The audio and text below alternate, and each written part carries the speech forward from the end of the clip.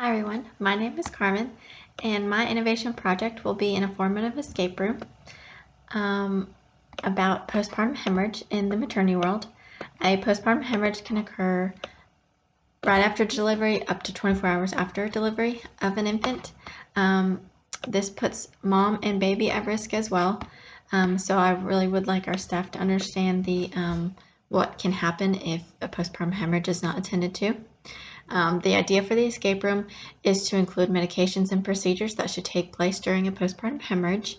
For example, the students will go to retrieve the postpartum hemorrhage medications out of the Omnicell, and they will have to show us how they will take the medications out step by step under the patient's name, things like that, under our practice patient, for them to get the feel and a refresher for how to retrieve these medications if they have not done so. In an article by Kennington and Morris, the explanation of using an escape room has helped me build my project in the medical setting and how this can be used as a safe environment and practice zone for students to ask questions and have an open conversation with the materials that are being taught, rather than, going through the motions and in real time in an emergency and not having that practice time has really shown to improve the care of patients in the hospitals. I interviewed 10 day nurses, 10 night nurses, and 10 weekender nurses. Each of them had a different perspective of what they thought, education on the postpartum hemorrhage for the unit should be. When I tried to explain to them the escape room, they were really excited about it. But I asked them too, I said, how do you feel education and emergencies run on this unit? Education meaning PowerPoints or in-person hands-on environment, or would you rather just have the email come out to you and you read it when you have time? A lot of them really did like the hands-on experience, just because we have a lot of newer nurses on the unit right now that really need that extra hands-on, just to understand the lingo and the flow of when an emergency can occur on the unit. And then I also asked them about postpartum hemorrhage, how they felt about that. And a lot of them were, kind of deer in the headlights. They were a little nervous, and that's okay. And I told them this is another reason why I would like to have this education opportunity, just so everybody feels more comfortable. And it was interesting because the night shift and weekender, I have worked plenty of weekends, and I've worked plenty of nights as well. And you can definitely, coming from, working and days as well, and just knowing how each shift runs, the night shift and the weekender shift ladies, they all said, their shifts do not have all the extra hands-on staff that day shift does Monday through Friday.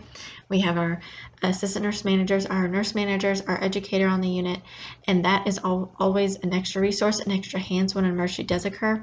And they said, weekends and night shift, unfortunately, there's not as many, and they really would like to become more prepared on, when emergencies occur, especially postpartum hemorrhage in particular, just for that reason, just for the patient.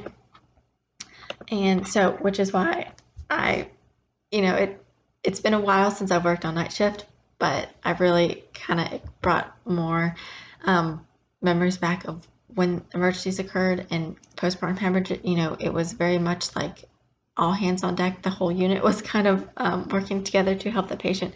So I'm very excited to see how well this escape room can work. And so the escape room will be held multiple times through the month of July and August. Just because of COVID, talking with my educator, she said about 5 people is a good number to have in each escape room, because after 5, you almost get some people who kind of stand in the background and don't really participate as much, which I've definitely been in that scenario as well. So 5 is a good number, and it's just enough to fit into our patient rooms, which is where we'll hold the escape room. I really want to make it as real time as much as I can. We're going to have, the room kind of a mess, because that's, of course, when an emergency is going to occur, is when you're not expecting it, and the room is looks like something exploded in there. Blankets everywhere, have the peanut balls, and just have extra equipment available and just kind of in the room to kind of show this is what you can walk into, and really have our nurses start to think in real life time of what can happen. So again, postpartum hemorrhage can occur right after delivery up to 24 hours after delivery. And it's important to, and sometimes even longer. But we're focused on in the hospital, our patients stay 2 to 3 days. So that's kind of what we're focusing on, really focusing on after delivery to that 24-hour phase, and then, continuing to watch our patients, to educate our nurses, but really just for them to understand this is what's at stake and this is what can occur.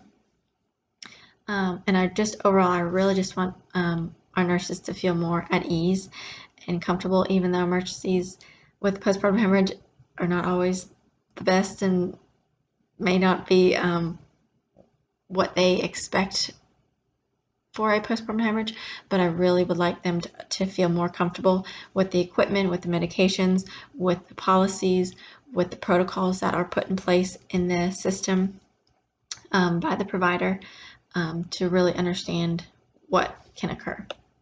The learning theory that I used for this project is the information process theory. In the escape room, the participants will be given prompts and clues throughout the room, and they should be able to navigate to clue 1 to clue 2 to clue 3. And of course, I'll be there as their moderator if they need help. But I really want them to use their problem-solving skills and creative decision-making through the information process theory to be able to navigate through this escape room. So their decisions with each clue will determine how they can move on in the escape room. We have some things that will kind of stump them, multiple choice answers, yes or no answers, answers that they may not be expecting. So I'm excited for that. Mock drills are conducted every year for us on our unit. And so my incompetencies for each nurse to be checked off each year to make sure they are competent enough to care for their patients. So this year, my escape room will hold the competency for postpartum hemorrhage for our nurses. So there's specific things, medications, procedures that my educator wanted me to include in this escape room to be able to, serve as that competency for the year. So for our experienced nurses, these competencies and mock drills kind of serve as a refresher, but then for the newer nurses, this is really a eye-opener experience of what could occur, what can happen, what to expect. And so that is my plan for the escape room. So the staff members will be evaluated based on how well they can navigate through the escape room. And I also have a pre and a post test for the participants to go through. It's going to be about 6 questions, and that's going to be my benchmark of how well the participants do in the escape room. Just 6 basic questions about postpartum hemorrhage related to the postpartum hemorrhage. We are going to use, for our technology piece, we are going to use a pretend patient in our Cerner for the participants to click through each protocol that is already put in place from the providers for them to use. And I will also use a checklist to go through the escape room.